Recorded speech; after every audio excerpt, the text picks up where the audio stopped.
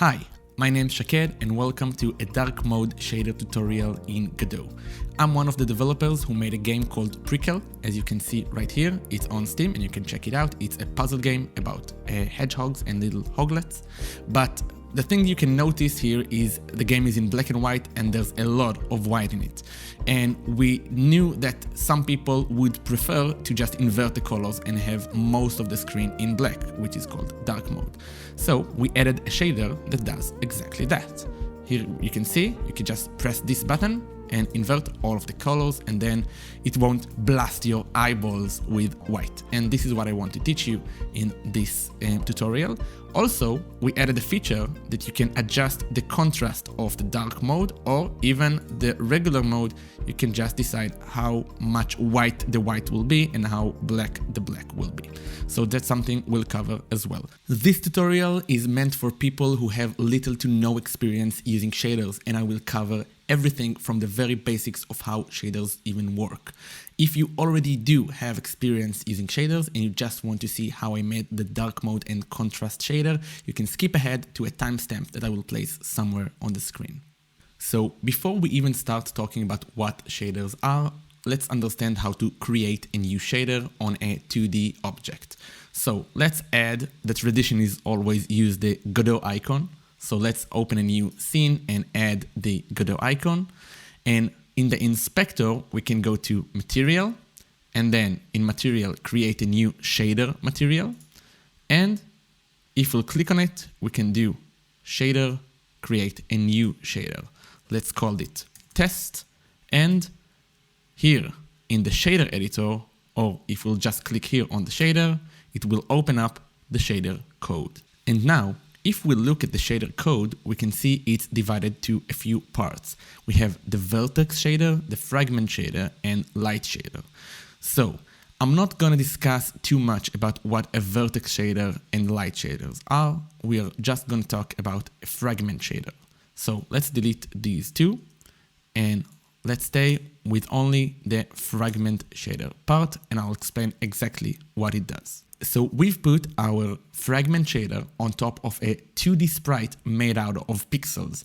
Now, the way shaders work, they are getting called for every pixel on the 2D sprite, and they manipulate every pixel in some way that we're gonna code.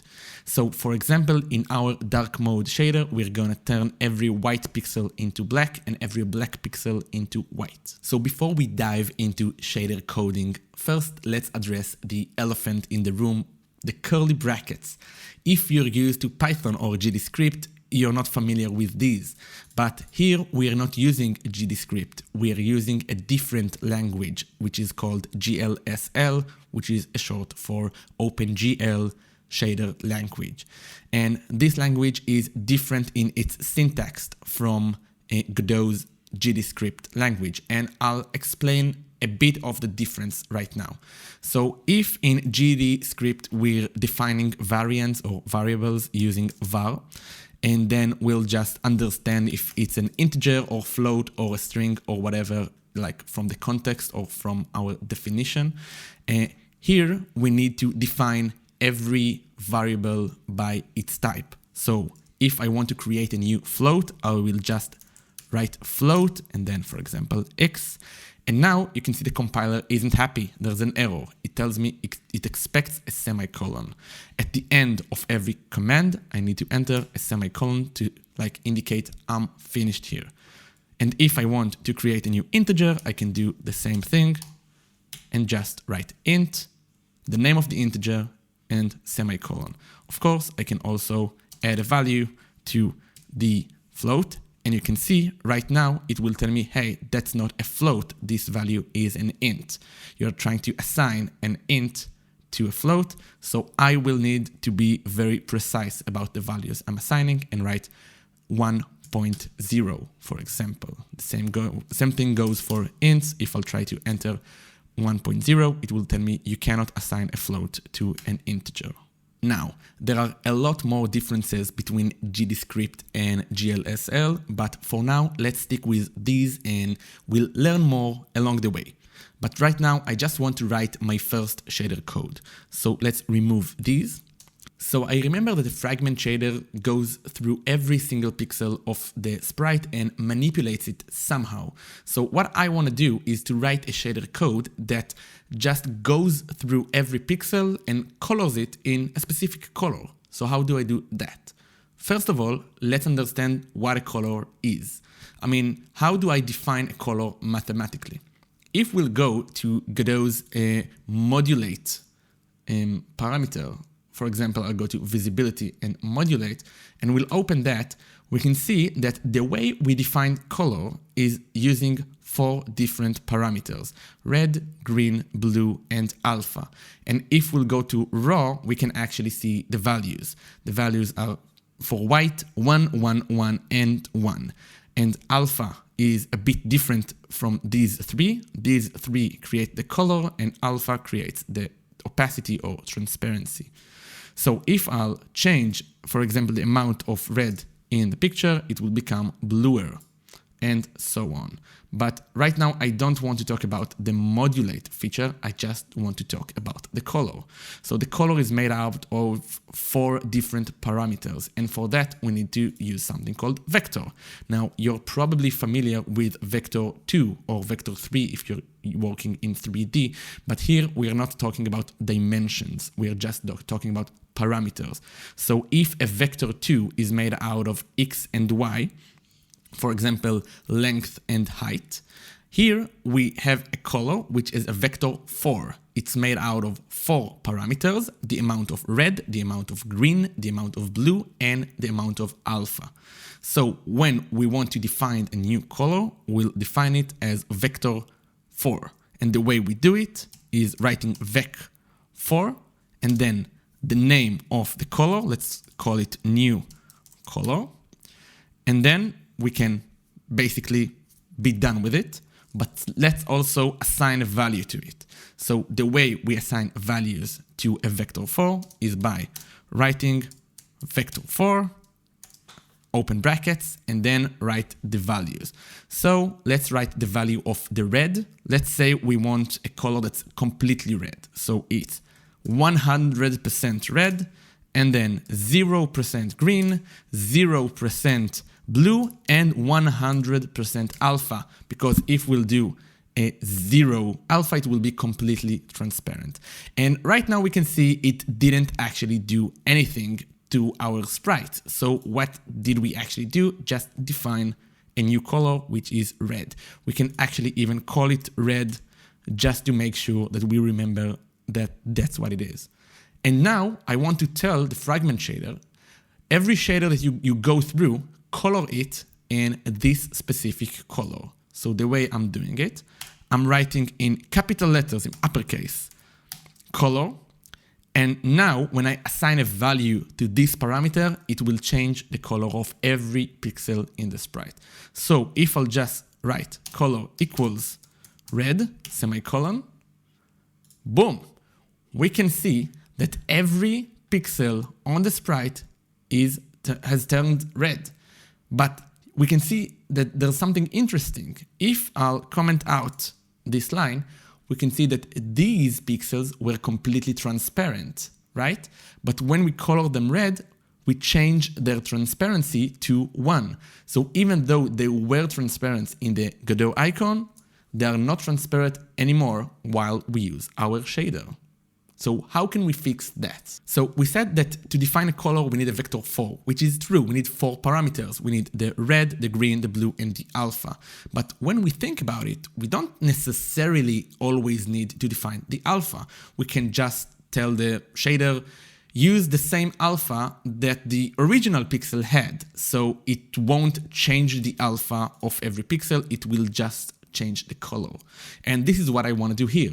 So instead of defining a new color as a vector 4, I can just skip the alpha altogether and define it as a vector 3. Now, if I'll just remove the alpha, it will tell me, hey, you told me it's a vector 4, where's the 4th value? So I'll change that to vector 3. And also here, when I defined the vector 4, I want to define it as a vector 3. And now the compiler will still be angry. But why? The color that I defined here is a vector 4. It's red, green, blue, and alpha. And I tried to assign it with a vector 3. You can see here the error message, invalid argument to operator. You're trying to assign a vector 3 to a vector 4.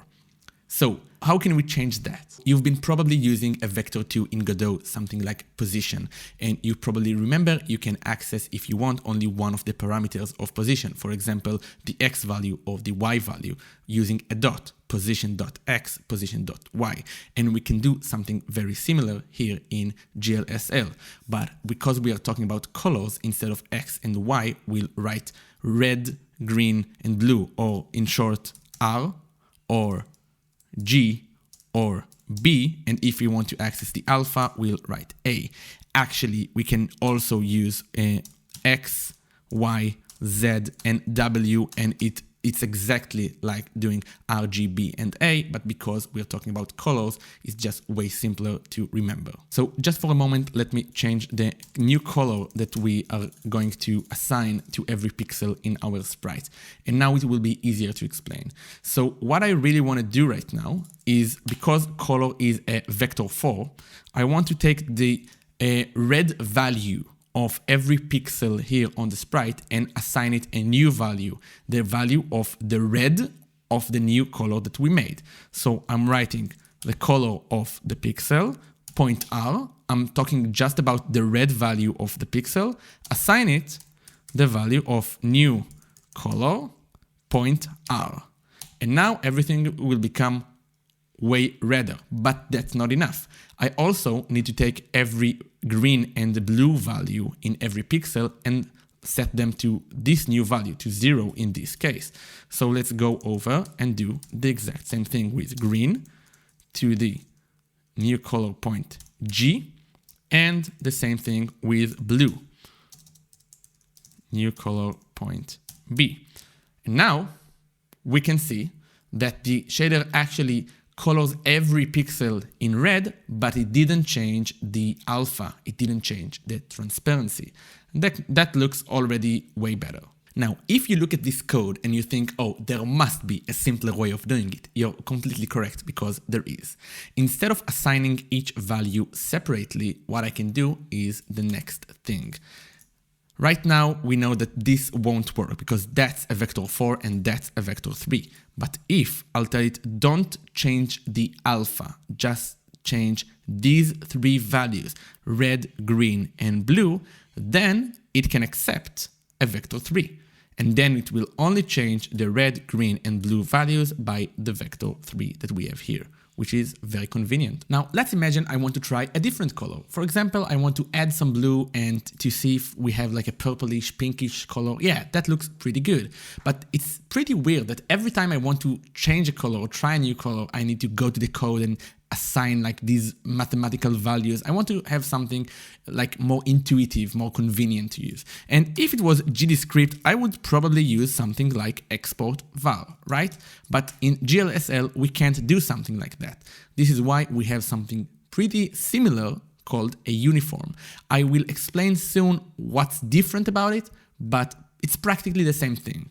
So if I'll write uniform instead of export, and then the type of variable I want to do, for example, float, and then the name of it, for example, blue amount. And now I can tell the new color to have blue amount instead of the blue amount. And how do I access this parameter that we just exposed? I'm going to the material here in the inspector, and we have shader parameters, and here we have blue amount. And if I'll change it, it will automatically change the blue amount in the color, which is already way more convenient, but I think we can do something better. For example, if we try to have like something like 500, it will allow us, and it doesn't make any sense, right? Because we know in colors, it's only between 0 and 1. And we can also like do something below 0 and it will still allow us. That's pretty weird. So I want to have like a range, and I also want to have like a slider that I can take between 0 and 1. It will be really convenient. Now, in GLSL, these type of things like range and sliders, they are called hints.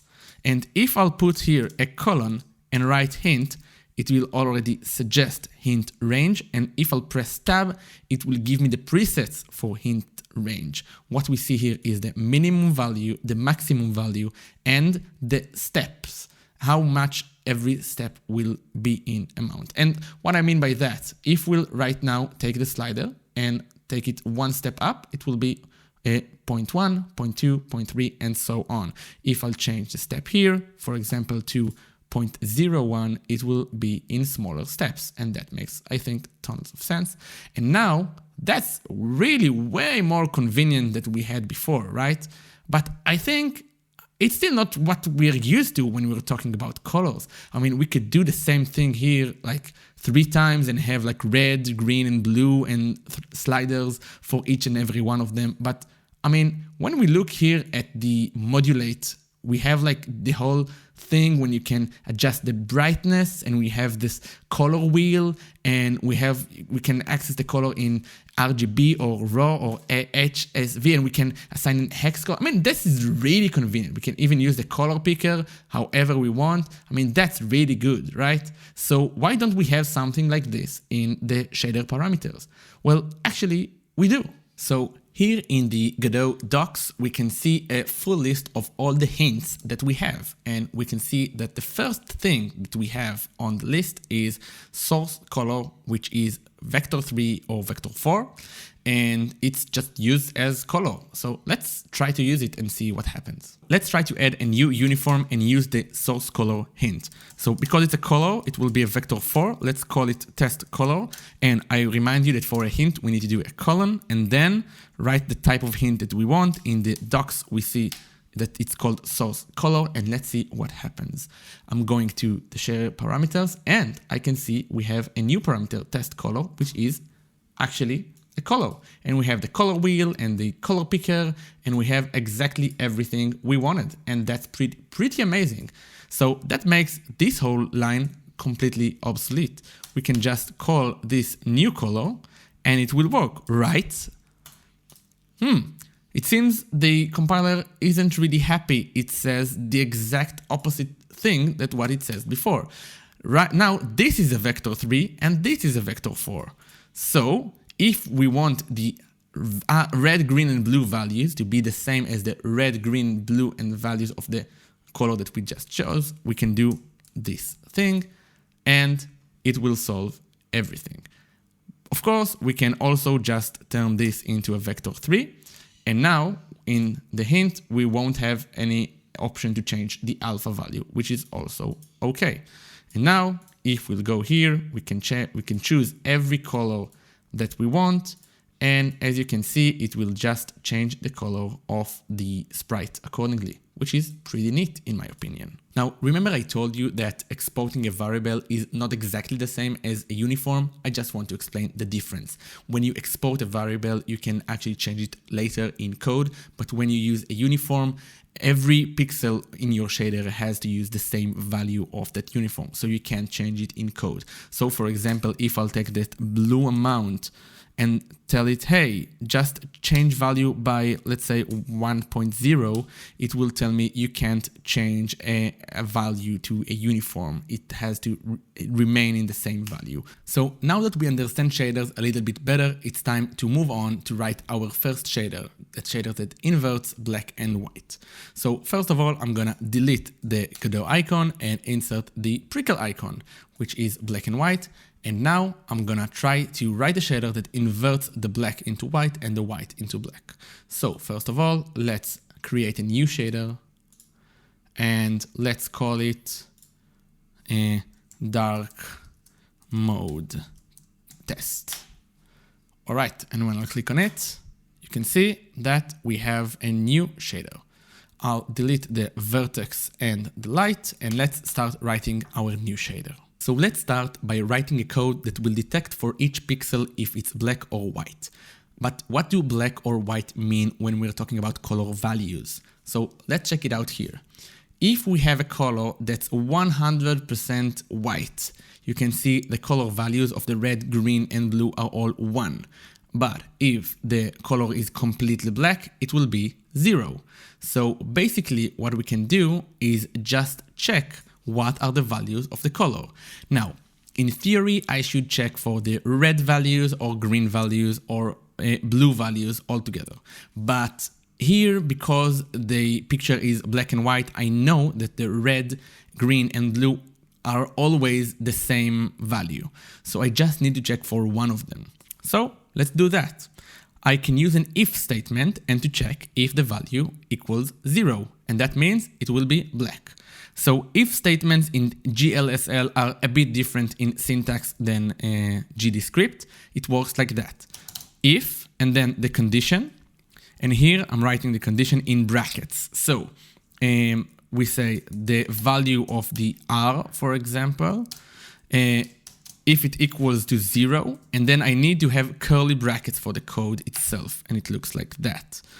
And now I'm writing here the code. If it's black, then I want to color it white. So color dot RGB equals to vector 3 of black. Black, I mean, if it is black, we need to color it white. White, I remind you, is 1, 1, 1. And that is supposed to work, except for a semicolon. And now we can see it detected every black pixel and colored it white. But we can see we still have some black pixels here. So that's a bit weird. Why didn't it work? Let's wait with it and see if we can start with just doing the other way around, coloring all of the white pixels black, and see if that helps us. Before that, I do want to say, you can see that here I wrote a vector 3 of 1, 1, and 1, but in GLSL, if I want to write a vector that all of its components are the same value, I can just write vector 3 and just write once the value of 1, and it understands that it will be the same value for all 3 components. Now, let's move on. So if it's black, color it white. But if it isn't black, let's color it black. And then we are doing this with vector 3, and I remind you that black means 0. Let's add a semicolon here, and that's more or less what we were going for, isn't it? I mean, let's comment it out. I mean, that's the original picture, and that's like an inversion of the colors, but something is a bit wrong, I think. Let's look closely. Let's look at these sharp lines of pixels, and then let's comment out the shader. And I see that here they're really smooth and gradient transitions. So that's a problem. Our shader is only looking at completely white or completely black colors. So it doesn't account for all of the shades of gray that we have here. So what can we do to account for them? So now it's a good time to talk about the way I think when I'm creating my own shaders, because you don't always have a tutorial that will explain to you what to do. So how do I come up with my own ideas? So the way I'm doing it is, before I'm starting the code, I'm trying to get a few examples and to see what exactly is going on and what kind of math do I need to use to achieve what I want to achieve. I'll explain what I mean by that. So we know that here we have black and white, and in the middle we have some values. Let's take the color picker and see what values, and we can see it's just like all of the red, green, and blue values are always the same because it's only black and white, but they're going from 0 to 1. So if we'll take, for example, something pretty close to 0. So this value is like 0.13. So what do I want to turn it into? And I think it should be like the same distance from the white as it right now from the black. So it needs to be something like this, which is somewhere around like 87, right? Which is like exactly like 0.13. In the other way, it will be 87.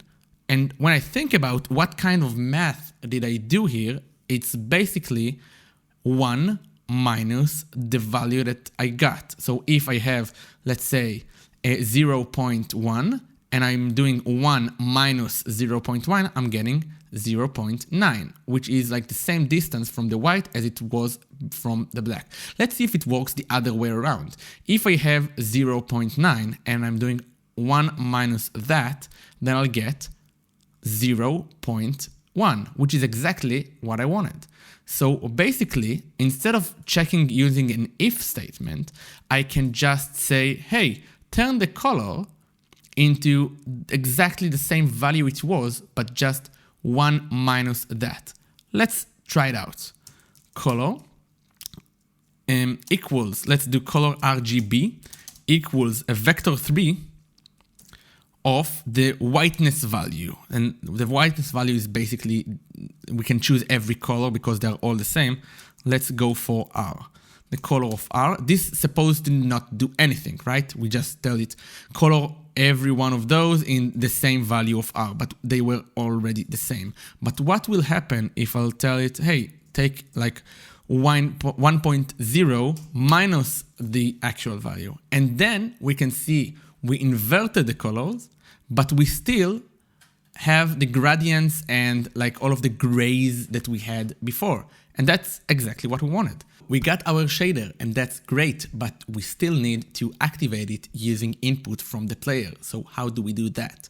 Well, first of all, we need a uniform, a Boolean uniform that will decide if the shader is on or off. So let's make one. So we are creating a uniform, it's Boolean, and let's call it dark mode. And now we can see in the shader parameters, we have dark mode on or off, but right now it doesn't do anything. Now let's say if, and then we have parentheses, and if dark mode, curly brackets, and let's put this thing in here. And if it isn't dark mode, then it wouldn't do anything. So now we can activate and deactivate the dark mode, which is exactly what we need. Now, how do I control this parameter using the code in GDScript? Okay, so let's add a script to our icon. Let's call it icon or whatever. And now I want to have just a little script here. I want to have a Boolean called dark mode. Yeah, and it will be false by default. And when the player presses space, I want it to toggle the dark mode. So every time like UI accept is pressed, I'm telling dark mode equals not dark mode. So if it was false, it will turn into true, and if it was true, it will turn into false.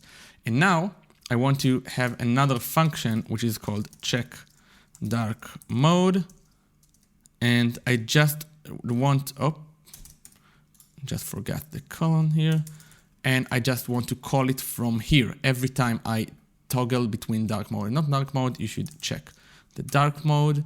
And here, what I'm gonna do is access the material. And in the material, I want to have a setter that will set the dark mode parameter. So how I'm gonna do that? First of all, I'm going to the material, and then my setter is called set shader parameter, my bad. And then I'm writing the name of the shader, which is dark mode. And then I want to set it to my Boolean dark mode. Let's see if that's gonna work. Yeah, every time I press space, it toggles between dark mode and not dark mode. This is great. This is exactly what I wanted. We still have a little problem that we need to address. So far, we've used our shader on a single object like Dead Hog here, the main character. But we can see we have a lot of different elements in a level. We have the walls, we have pine cones and hoglets and decorations and effects like the smoke effect or the wiggle effect on the door. And I'm not even mentioning menus and cutscenes. So instead of just thinking about every single element and thinking which one should we invert, I mean, the best method to do it would be just to check the entire screen and just invert all of the black and white there. So instead of doing it for every object separately, I'm just gonna have one shader for the entire screen. But that requires us to understand how to read the screen texture.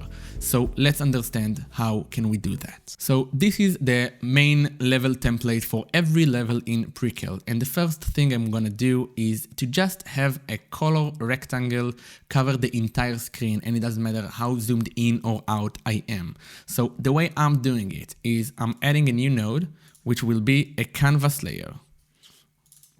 And in this canvas layer, I'm adding a color rect.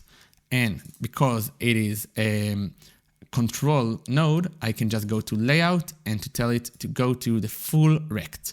And let's give it a color that we can identify, like pink or whatever. And then if we'll start the game, we can see that it covers the entire screen. And that's exactly what we wanted.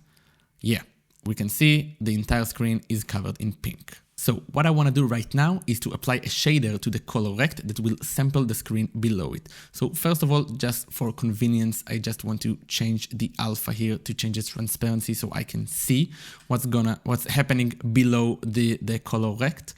And now I can see, and that's great. And now I'm gonna add a new shader material, and I'm adding the same shader that we worked on before, the dark mode test. And we can see it here. Now, the problem here is that it changes the color of the rectangles according to the color of the rectangle. And if we'll check the color of the rectangle, it will always be pink. But I don't want to check the color of the rectangle. I want to check the color of the screen below it. So I need to find a way to sample the screen texture. And I'll explain in a minute what sampling a texture means. But first, let's understand how to do like screen texture here in GLSL. So if you look into older Godot tutorials and shader tutorials, you can see they're using this phrase, screen texture, and just like color, it works without even needing to like define it. But here in Godot 4, they changed it a little bit. So now I need to add this line of code if I want to use this phrase. So this is exactly what I'm gonna do. They just write to you to continue with minimal code change and add this line here at the top of the code. So let's just do that. Uniform sampler 2D screen texture and then colon hint screen texture and filter linear map. If you at any point just forget what you need to write, I'm just commenting this out and it will remind me what I need to write. So now we have the screen texture. What now? So a screen texture is basically information about the pixels on the entire screen. But I remind you that in a fragment shader, we are working on a single pixel at a time. So if I'm working on this pixel, for example, in the pink rectangle, what I really want to know is not what is the information for the entire screen. I just want the information in this specific pixel. And when I say information, I mean what's the color of the pixel in this point that I'm working on right now. So here it will tell me in this location the screen is white, in this location the screen is black, in this location the screen is grayish, and so on. So to do that, I need to know the coordinates of the pixel I'm working on right now. And these coordinates are called UV. UV means the percentage of the screen the pixel is in. So for example, if the pink rectangle represents the screen, so this point will be 0, 0, this point will be 0, 1, this will be 1, 1, and that 1, 0, and everything in the middle will be, for example, that's 0.5 and 0.5, and you can just calculate like exactly where you are on the screen, and you can tell it, hey, tell me what's the color of the pixels in the screen texture at this specific location. So that's called a screen UV. What I want to do next is to sample the screen texture at a specific location. And just to make an example, I want to try to color the entire rectangle in the same color that is right now in the middle of the screen. So let's see how we're going to do that. First of all, we are going to use a function called texture. So I'm telling it for every pixel in the pink rectangle, make its color the same color as, and then I'm using the function texture, which is sampling a texture. So sampler 2D is the texture that we're sampling, and coordinates is the location, the UV coordinates that we're going to look for. So let's write here screen texture. So sample the screen at which location? We said like the middle of the screen. So it's going to be vector 2 and 0.5, 0.5. And maybe that's a good opportunity to remind you that I didn't really need to write it like that. If I'll write it just like that, 0.5, it will know that I'm using this value for both components. Anyway, right now, what's going to happen is when I'll move around the screen, this rectangle will change its color according to what's in the middle of the screen. So let's put the hedgehog in. Oh, you can see the pink color, right? The pink color is this line. And if I'll move around a bit, you can see it will get the black color of the hedgehog, which is right now at the middle of the screen. So that's if I'll put these UVs in, like vector 2, 0.5, 0.5. But I want to check exactly at the location of the pixel of the fragment I'm currently looking at. So what I can do is just right here, the screen UV. And now it's gonna do nothing. But it's not really nothing. What the color rect is doing, instead of showing us pink, it's sampling the screen below it and copying the color from the screen below it to the color of the rectangle itself. And that's exactly what we wanted to do. Because now, if instead of like changing the color of the rectangle, what we're going to do is to make a new vector 4. Let's do that. Vector 4, and let's call it screen color. It does that. And now we can see we are back to basically pink rectangle. But I remind you that the dark mode is changing the color of the rectangle according to the color of the rectangle. So I can tell it instead change the color of the rectangle according to the color of the screen. And now if I'll turn on dark mode, you can see it turned the entire screen basically to dark mode. It inverted all of the colors just like we wanted. And if I'll start the game, then now the entire game is in dark mode. And that's exactly what we wanted. One small problem that's worth addressing is that right now when we'll click on the screen, basically nothing works. And I'll explain why. If we look at our color rectangle, which I'll remind you, it covers the entire screen, and we'll go here to mouse, we'll see it stops the mouse, which means if I'm clicking at the rectangle, I'm not clicking on anything below it. So I'll just need to change it to ignore, and now the mouse works perfectly. The last thing I want to talk about is how to change the contrast between black and white, both in regular mode and in dark mode. So let's explain how to do that. So just like before, I'm starting by thinking, what is it exactly that I'm trying to achieve? And I'm trying to find a few examples and to find the link between them to figure out what kind of math I need to use to achieve that effect. So let's start by just adding like a few color rectangles. And let's make them pretty big. And I want one of them white and one of them black. Yeah, like that. And this one is black. Yeah, and this one is white.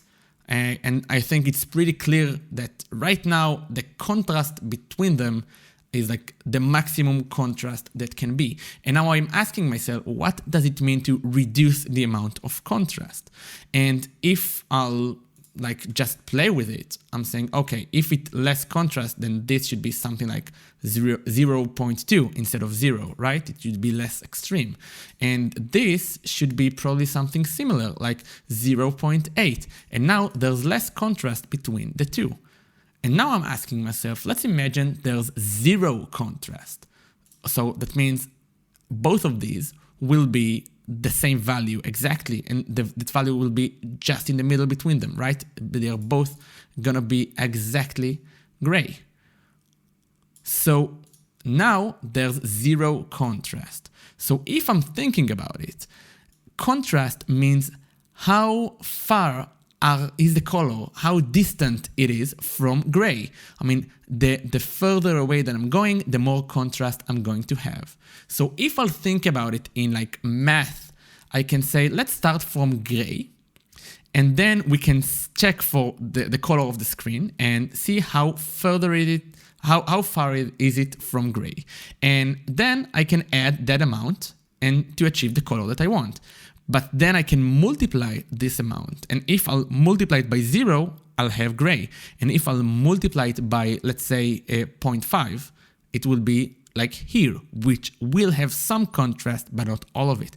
And then this like multiplier will affect how much contrast I'm going to have. Let's see how can we do it in the shader. Currently, we have dark mode turned on, and I want to turn it off, but it leaves us with the pink rectangle again.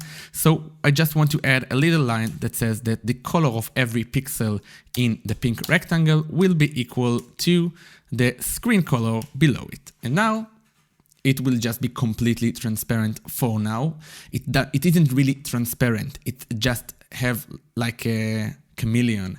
It changes the color of every pixel according to the color of the screen below it. All right. So what I want to do now is to define the color gray. So let's start with vector 3 because we don't need like an alpha, and let's call it gray. And gray is basically a vector 3 of 0.5, right? That's the color gray. But it didn't change anything, and that's okay. We still didn't do the shader itself. We're just preparing. And now I want to calculate for every pixel that I'm working on, what's the distance from the color that this pixel is to gray. So if, for example, the color is white, white is 1.0, so the distance will be 0.5. And the way we are going to do it, because again, this entire game is only black and white, so the way to do it will be just, let's create a float, which will be the distance, and then we're calculating the screen color of the pixel that we're currently in. And the screen color, I'm just checking like the red value, because the red, blue, and green values will be all the same. And I want it to be the value of the pixel minus the value of gray. And now, again, nothing happened, but we do have the distance. So right now, instead of screen color, I can do something that will leave this exactly the same, but it will be very important. First of all, let's change the color, and I'm writing here RGB, to gray. And now everything here is gray. But now I want to add the value of the distance, and it will take the screen back to the way it was before. What do I mean by that? Let's add vector 3 of distance. And now the screen is exactly as it was, because we added gray plus the distance from the color that we had on screen to gray, which is basically nothing. But now, if we'll multiply distance, for example, by 0, we can see that we have gray. And if we'll multiply distance by, let's say, 0.1, we'll have a little bit of contrast. And if we'll do like 85, we'll have 85% contrast, which is, as you can see, when you compare it to the rest of the game, is just a little bit less contrast that we had before. And I can just continue playing with that until I have like the result I'm looking for. And of course, what I really want to do is to have some kind of a uniform here. So let's have a uniform, which is a float, and we'll call it contrast. And again, let's have a hint range. And yeah, from 0 to 1, I think it will make more sense to have like from 0.5 to 1, and in jumps of 0.05. And now, if we'll go to color rect, we'll have the contrast and we can change it. And again, we need to assign it here as the multiplier. And now you can see that when we change the value of the uniform, it will change the contrast of the game. And that's exactly what we wanted to do. Now there's only one problem. If I'll turn on dark mode, the contrast doesn't work at all, because if we turn on dark mode, it goes to this command, and that ignores like completely what we did here. So we need to have a different thing happening here. Instead of a one minus screen color, we want to have the exact same thing starting with gray, but we'll just subtract the distance. And now, if we're at 100%, it will just flip, like invert the colors. But if we'll reduce it, it will be less contrastful. And of course, if that will be 0, it will be no contrast at all, going to gray. I think it makes a lot of sense. So that's it for now. I hope this tutorial has been helpful for you, and if you have any questions or any problems that you're struggling with, feel free to write it down in the comments, and I promise to reply to each and every one and try to help as much as I can. If you liked this video, feel free to give it a thumbs up, and if you want to get more videos like this, feel free to subscribe and click the bell to get notified when I upload a new video like this. This is a good opportunity to remind you that if you find Prickle interesting, you can get it on Steam or wishlist it or play the free demo. I'll leave a link in the description. Also, if you'd like to learn more about shaders, there's a fantastic video by Godotneers. I'll put a link in the description. He's simply amazing. Thank you for watching and good luck.